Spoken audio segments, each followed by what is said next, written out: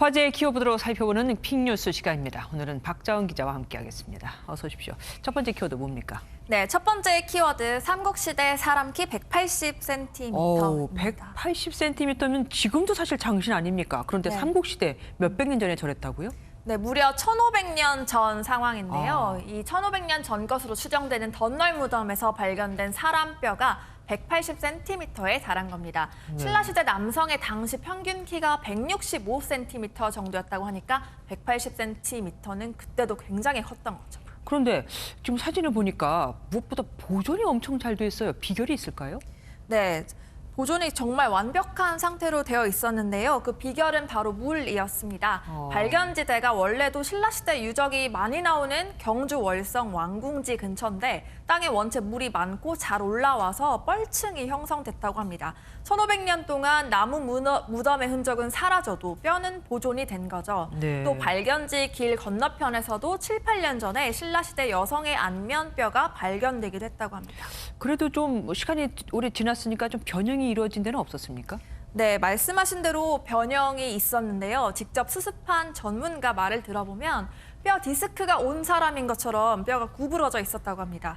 그런데 보통 시신을 맞춰서 관을 만든다고 하잖아요. 그런데 네. 기성품 관에 시신을 억지로 구겨 넣었다는 게 일반적인 추정입니다. 하긴 그 당시에 그만한 관을 구하기도 힘들었겠죠. 다음 키워드 보겠습니다. 네, 다음 키워드 디지털 폭포 한류입니다. 이거 작년에 서울 강남 코엑스에 이렇게 네. 나왔던 거 아닙니까? 네, 맞습니다. 예술에 관심 있으신 분은 알아채셨을 텐데요. 국내 디자인 설치 미술 회사 디스트릭트의 작품 웨이브로 작년 4월부터 5개월 동안 강남 코엑스 외관에서 상영됐습니다. 또 올해도 6월부터 8월까지 재상영되고 있습니다. 그런데 왜 한류라고 하는 겁니까?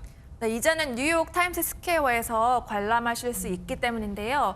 먼저 웨이브의 연장선으로 거대한 폭포가 도심에 흐르는 것 같은 작품은 이달 27일부터 다음 달 2일까지 매 정시 1분 동안 상영되고요. 와. 또 파도에 따라 고래가 춤추는 작품은 내일부터 26일까지 감상하실 수 있습니다. 지난 2004년 창업한 이래 중국과 중동 등에 꾸준히 작품을 수출하면서 이미 디자인계의 방탄소년단으로 불린다고 하니까 기대하셔도 좋을 것 같습니다. 하긴 타임스퀘어는 뭐 아무래도 큰 상징적이기도 하죠. 다음 키워드 보겠습니다. 네, 다음 키워드 열흘 연속 딸꾹질입니다. 누군지 괴로웠겠네요. 네. 네, 괴로웠을 텐데 이 딸꾹질을 한 사람은 바로 자이르 보우소나루 브라질 대통령입니다. 1분 동안 14번의 딸꾹질을 했다고 해요. 그래서 10일 동안 이 멈추지 않아서 2번까지 했다고 합니다. 보통 놀래키거나 뭐 물을 몇 모금 마시면 없어지는 건 줄 알았는데 그렇지 않은가 봅니다. 병원에서는 원인을 뭐라고 얘기합니까? 네, 병원에서는 그러니까 원래 딸꾹질은 횡격막이나 또 호흡을 도우는 근육이 수축해서 생기잖아요. 그런데 네. 병원에서는 장폐색을 원인으로 꼽았습니다. 긴급 이송된 것도 복통을 호소해서인데 소장 또는 대장이 막혀서 장에 있는 내용물이 빠져나가지 못하는 겁니다.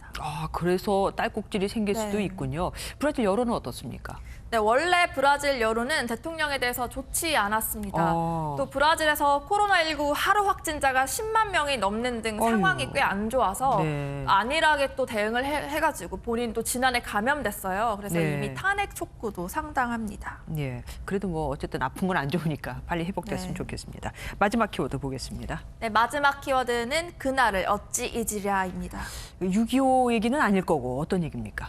네, 지난해 9월 22일인데요. 해양수산부 소속 공무원이 서해상에서 북한군에 피살된 날입니다. 예. 피살뿐만 아니라 또 시신이 불태워져서 북한 비난 여론이 상당했고 유족도 정확한 경위를 몰라서 분통을 터뜨렸는데 이 날을 잊지 말자는 취지에서 손해배상 청구액은 2020만 922원입니다. 그러니까 2020만이 2020년 922원이 9월 22일 네. 이 얘기군요.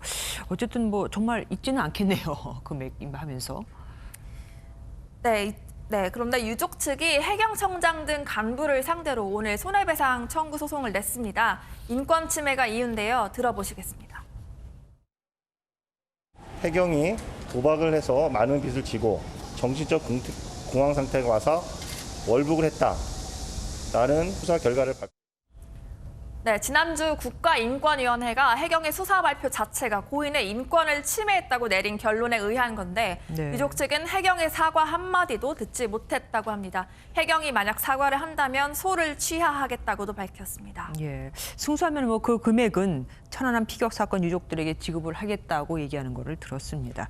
어쨌든 좋게 끝나야 할 텐데 말이죠. 지금까지 박자은 기자와 함께했습니다. 고맙습니다.